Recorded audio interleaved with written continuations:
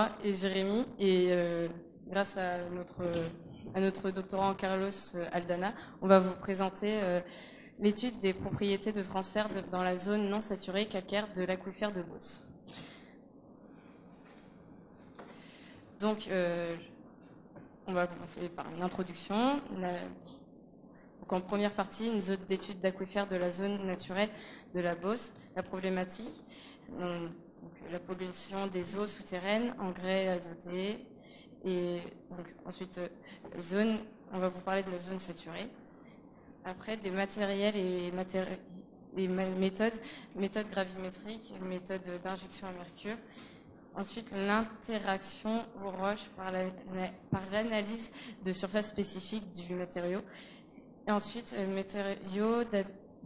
méthode d'absorption isothermique d'azote. Et enfin, l'analyse granulométrique avec la méthode de laboratoire. Et je finirai par une conclusion.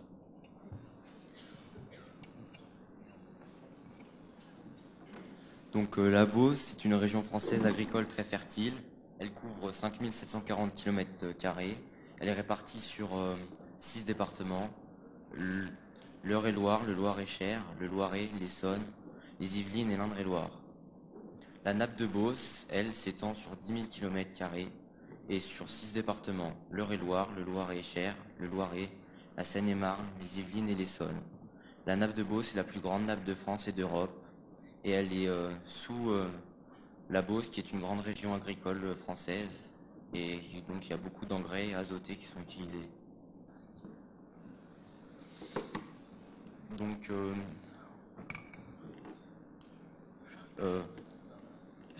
le trait noir, la zone noire représente la région centre. Tu vois la présentation ici? Non, l'étoile jaune représente Ville-en-Blain, qui est la ville où on va étudier la Terre.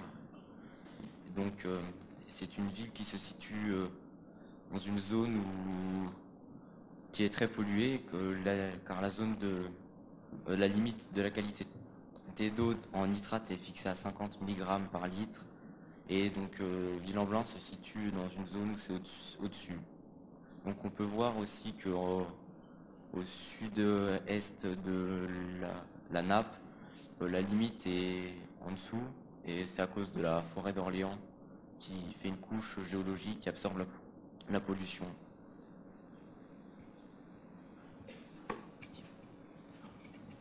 Alors ici, ce schéma explique l'infiltration de tous les rejets, dans le sol. Donc la première partie, plutôt marron, c'est la zone non saturée, et ensuite c'est la nappe phréatique, donc la zone saturée.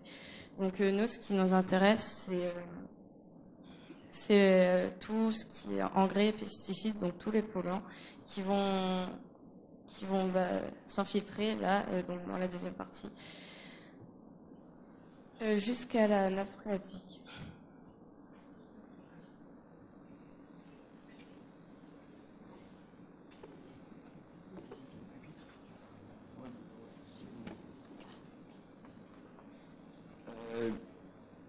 Donc ici, il y a deux images différentes. Donc la première image qui est ici représente la zone non saturée de la Beauce, d'une aquifère, donc la ZNS. C'est une partie du sous-sol entre la surface du sol et la surface d'une nappe libre. Donc ici, on voit un réseau poreux et on voit qu'il y a très peu d'eau. Le niveau de la nappe est à son plus bas. Et sur la deuxième image, on voit une aquifère. Donc c'est une poche dont les propriétés physico-chimiques permettent de stocker l'eau et de circuler librement. Et on voit qu'entre les réseaux poreux, il y a de l'eau partout, car l'aquifère est pleine et elle est saturée.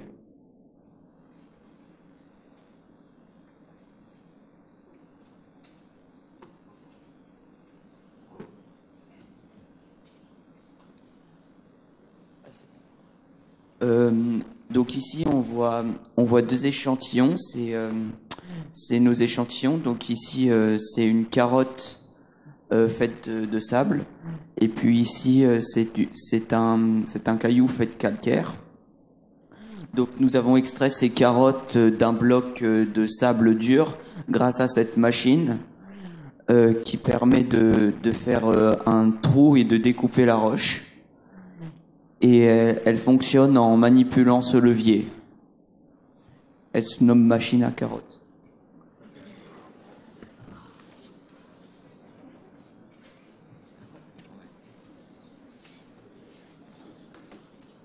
Donc la carotte, on l'a pesée quand elle était sèche. Et après, avec on l'a mis dans le cristallisoire à la surface de l'eau, sur la plaque blanche. Et avec la pompe, on a fait le vide pour l'imbiber d'eau. Et après, on a pesé la carotte imbibée d'eau et on a mesuré son volume. Et après, donc, ça nous a servi à calculer la porosité et c'était environ 20%.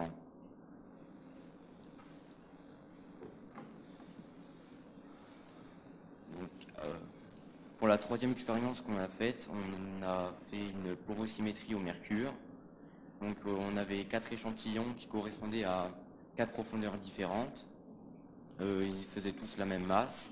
On les a mis pendant 48 heures dans une étuve à 105 degrés pour les sécher. Et ensuite, quand ils étaient secs, on les a mis dans le porosimètre à mercure pour mesurer le porosimètre. Et donc, en fait, le principe, c'est que le mercure, il s'incruste dans les pores et les trous, et puis après, on peut voir le volume pris quand il a tout rempli.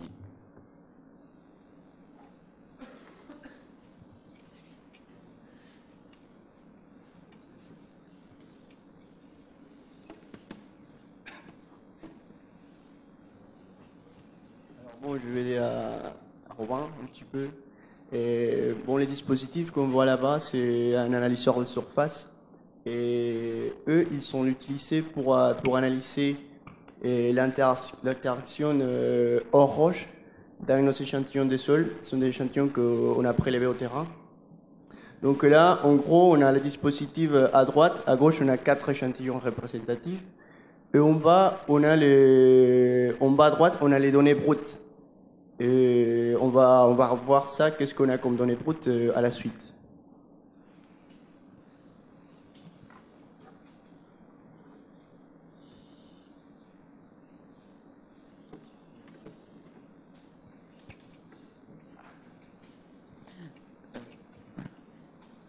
Donc ici, on a une machine qui peut être comparée à un four qui s'appelle une étuve. Elle nous a permis de sécher les échantillons après un tamisage.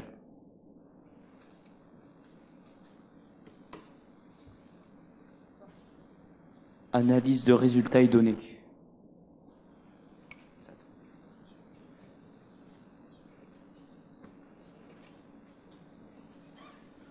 Donc pour l'analyse granulométrique, ça permet d'obtenir les caractéristiques des vides à partir des caractéristiques des grains, de calculer les paramètres granulométriques, de procéder à l'équipement des techniques des puits et sondages pour faire les prélèvements des carottes, et de classer par quantité les roches meubles. Donc, comme on voit sur le graphique avec l'argile brute, l'argile lourde, l'argile et tous les autres possibilités.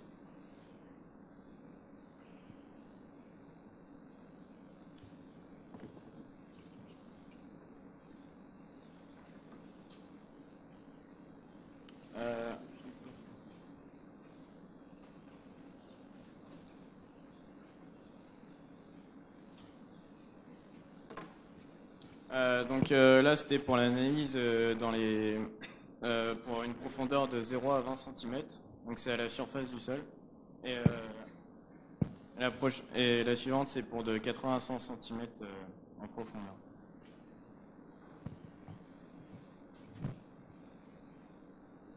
Donc sur ce diaporama, on peut voir on peut comparer les deux analyses. Et on voit qu'il y a une différence de quantité entre les deux, au niveau de l'argile et les autres composants, par rapport à la profondeur.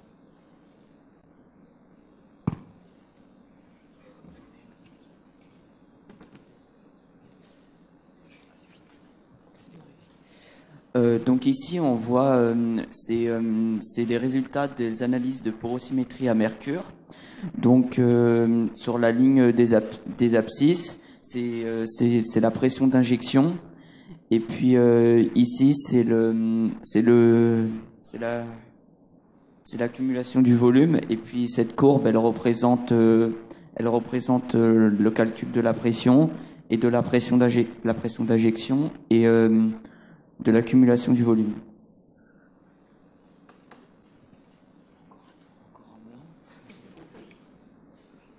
Donc ici, on voit encore une comparaison de porosimétrie à mercure, mais cette fois, c'est avec deux échantillons.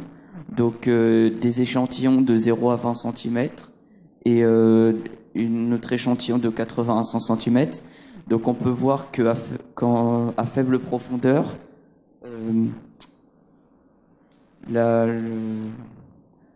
l'échantillon est plus sombre, et puis plus on va vers le fond, plus ce sera clair. Donc la courbe rouge représente l'échantillon de 0 à 20 cm et la courbe verte de 80 à 100 cm. Et plus les points sont serrés, c'est dû au pore, s'il y a plus de pores ou non. Et puis ici, on voit qu'il y a deux pics bimodales. Voilà.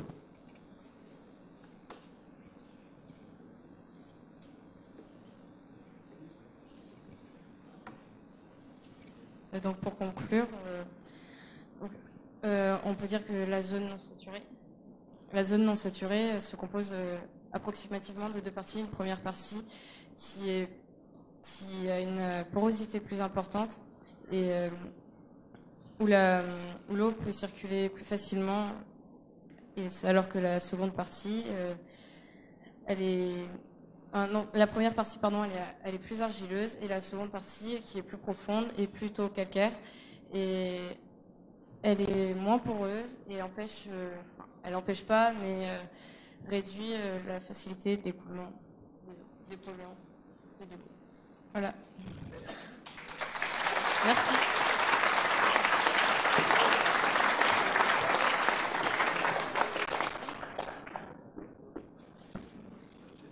Est-ce qu'il y a des questions dans la salle? Hein?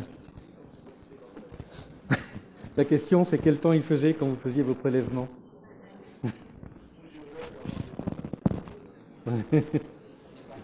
Vous n'êtes pas allé sur le terrain, donc vous avez eu les carottes, on vous les a données. Hein, prends le micro, oui. C'est Carlos qui nous amenait des échantillons, et puis on manipulait à notre tour en laboratoire. D'accord. Et il nous aidait. Ok. Et donc, vous avez eu un peu de difficulté à expliquer ce qui était à présenter, alors que le langage était beaucoup plus simple que de ce qu'on a entendu ce matin en chimie ou en biologie. Ouais, le sujet il est compliqué. Hein. Ouais. Et les courbes à expliquer. Oui. Il faut apprendre à le faire, parce que nos sujets sont en général compliqués, mais justement, surtout dans un domaine comme ça, qui a beaucoup d'implications directes, hein. On sait que la pollution par les nitrates, ça touche beaucoup dans la région, ça a beaucoup de conséquences, et donc pouvoir l'expliquer de manière compréhensible par tout le monde, c'est quelque chose de fondamental pour nous. Hein. Donc, voilà, vous avez encore 2 ans pour apprendre à expliquer. C'est une question de porosité là-dedans. Merci.